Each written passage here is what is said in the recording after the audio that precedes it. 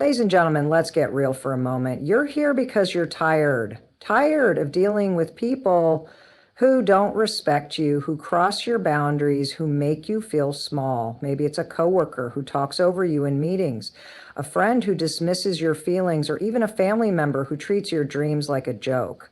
Whatever it is, you're done with it. You're ready to take back your power. And I'm here to show you how. Today, we're diving into 5 game-changing ways to handle people who don't respect you. These aren't just tips, they're tools to transform how you show up in the world. Buckle up, because this is going to be a ride. First, let's acknowledge the truth. Disrespect stings. It's like a paper cut to your soul, small but sharp. When someone disrespects you, it's tempting to shrink, to doubt yourself, or to lash out in anger. But here's the deal. How you respond to disrespect defines how others treat you moving forward.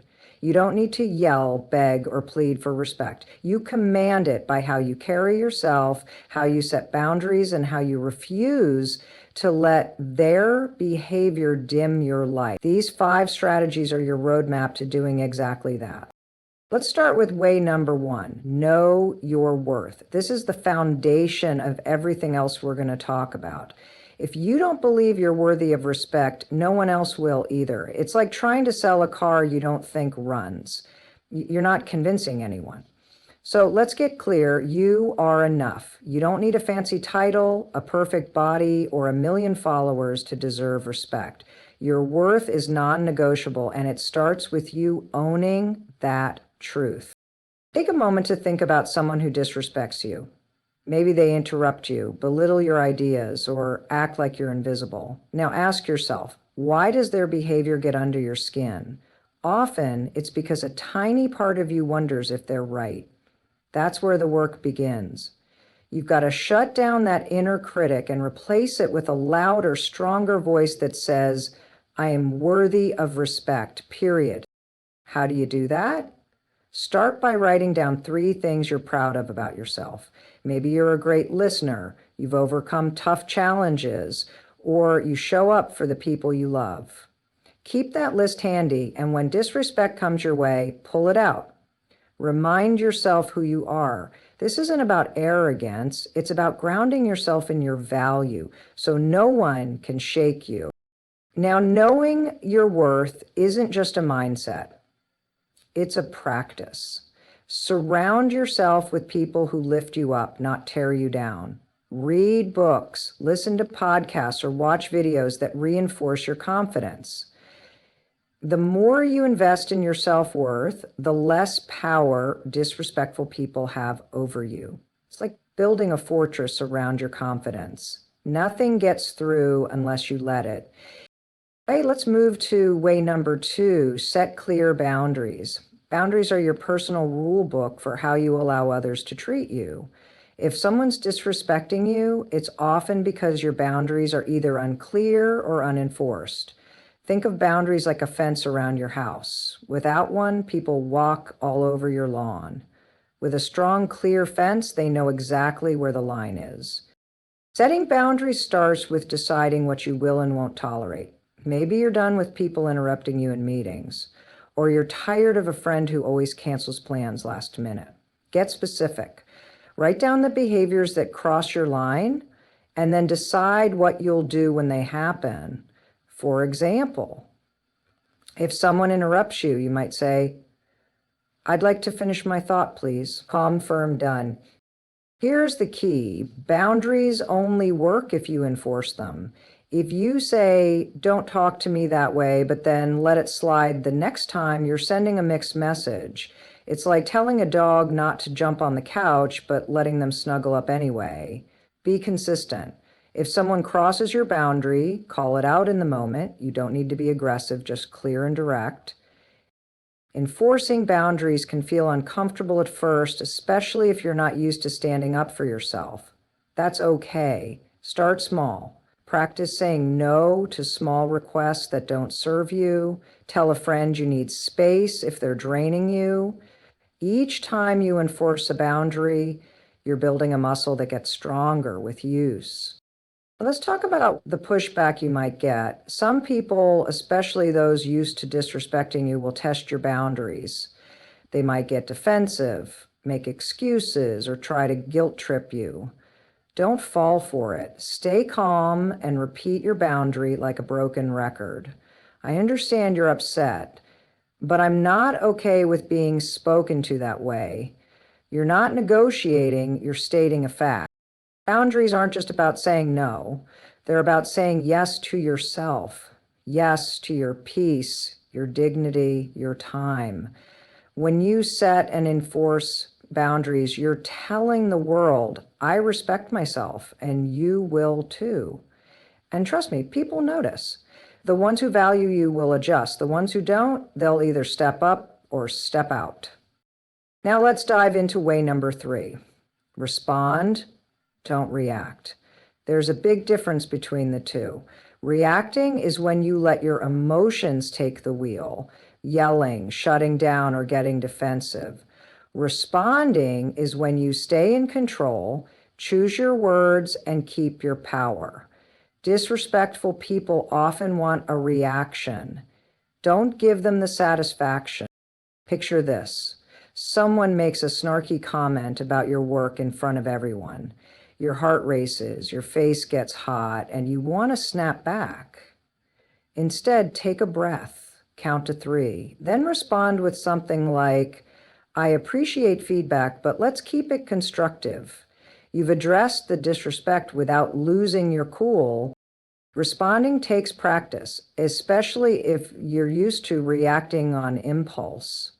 One trick is to pause and ask yourself, what's my goal here? Is it to prove them wrong, to feel heard, to keep your dignity?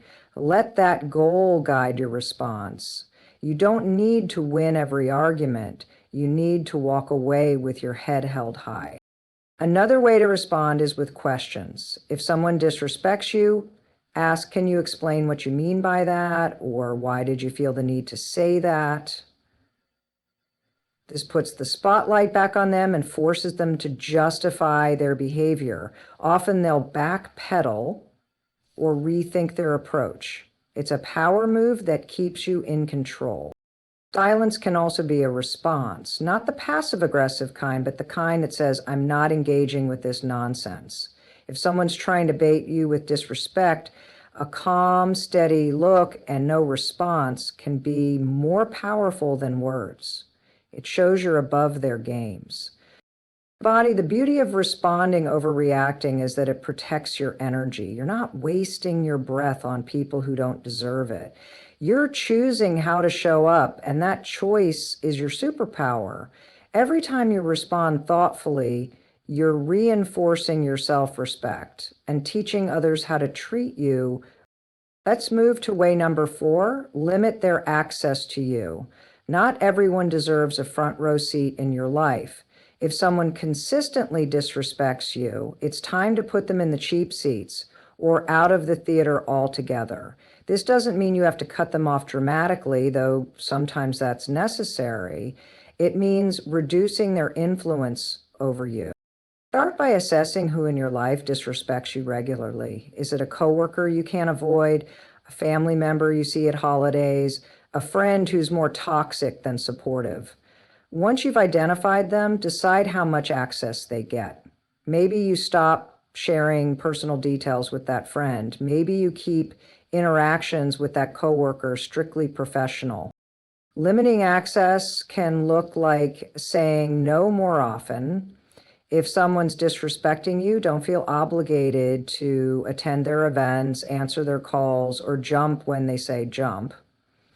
Protect your time and energy like the precious resources they are. You're not being petty, you're being strategic. Sometimes limiting access means having tough conversations.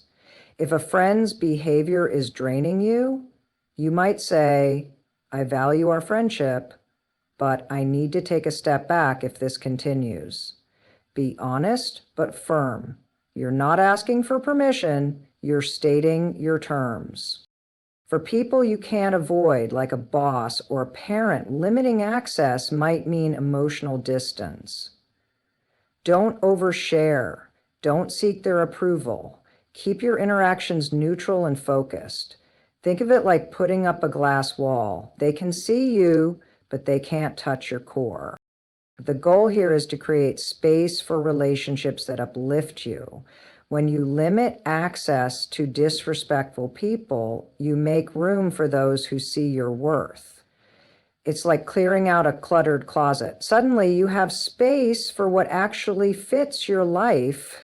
Now let's talk about way number 5, lead by example. The best way to handle disrespect is to model the respect you want to receive. Be the person who listens, who speaks thoughtfully, who honors boundaries.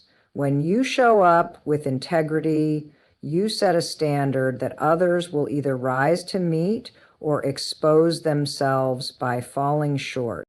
Leading by example starts with how you treat others. If you want people to respect your time, respect theirs.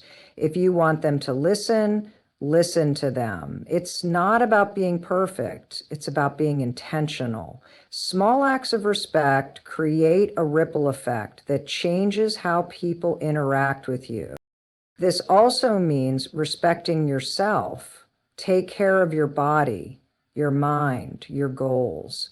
When you prioritize yourself, you send a signal that you're not someone to be trifled with. People notice how you carry yourself, and they adjust their behavior accordingly. Leading by example can also diffuse disrespect. If someone's rude, respond with kindness, but not weakness. For example, if a colleague snaps at you, you might say, "I can see you're stressed. Let's talk when you're ready." You're showing respect while holding your ground. Often, this approach disarms them and shifts the dynamic. Don't underestimate the power of modeling respect in public settings. In a meeting, acknowledge others' contributions. At a family gathering, thank people for their efforts. When you're the one setting a respectful tone, it's harder for others to justify disrespecting you. You're creating an environment where respect is the norm. Let's address the elephant in the room. What if none of this works? What if you know your worth, set boundaries, respond thoughtfully, limit access, and lead by example, and someone still disrespects you? Here's the hard truth. Some people are just committed to being disrespectful. That's on them, not you. Your job isn't to change them, it's to protect your peace. If you've done everything you can and the disrespect continues, it's time to consider walking away, not out of defeat, but out of strength. You're choosing to invest your energy in people and places that value you. That might mean leaving a toxic job, ending a friendship, or creating distance from a family member. It's not easy, but it's liberating. Walking away doesn't mean you failed. It means you're prioritizing yourself. And sometimes the act of courage, saying enough is what finally gets through to the other person. Even if it doesn't, you freed yourself to build a life surrounded by respect. Let's talk about the long game. Handling disrespect isn't just about one moment or one person. It's about building a life where respect is non-negotiable. Every time you use these strategies, you're training yourself to expect better. You're rewiring your brain to say, "I deserve more, and I'm not settling for less." This journey isn't always smooth. You'll mess up. You'll react instead of respond. You'll let a boundary slide. That's okay. Growth isn't linear. What matters is that you keep showing up for yourself, keep practicing, keep choosing your worth over their disrespect. Let's zoom out for a second. Why does this matter? Because how you handle disrespect shapes your entire life. It affects your relationships, your career, your mental health, your dreams. When you master these 5 ways, knowing your worth, setting boundaries, responding, not reacting, limiting access, and leading by example, you're not just handling disrespectful people. You're building a life where you thrive. Imagine a world where you walk into any room and know deep in your bones that you're enough, where you set boundaries without apology, respond with clarity, and surround yourself with people who lift you up. That's the world you're creating with these tools. That's the power you're stepping into today. So here's your challenge. Pick one of these strategies and start today. Maybe it's writing down what you're proud of to boost your self-worth. Maybe it's saying no to someone who's been disrespecting you. Whatever it is, take one step, then another, then another. You don't need to be perfect. You just need to begin.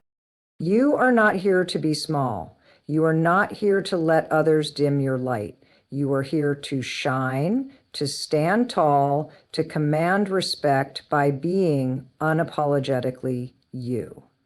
So go out there and do it. Handle those disrespectful people with grace, with strength, with power. You've got this.